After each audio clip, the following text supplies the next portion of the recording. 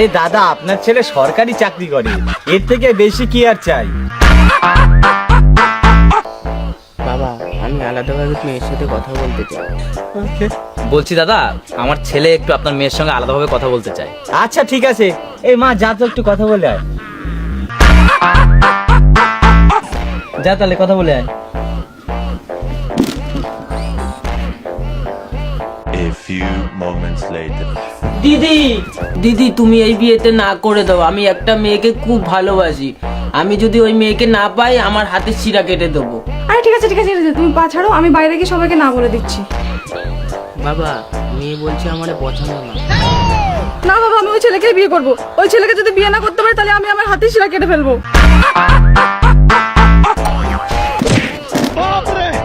ছি ছি ছি রে নুনি ছি।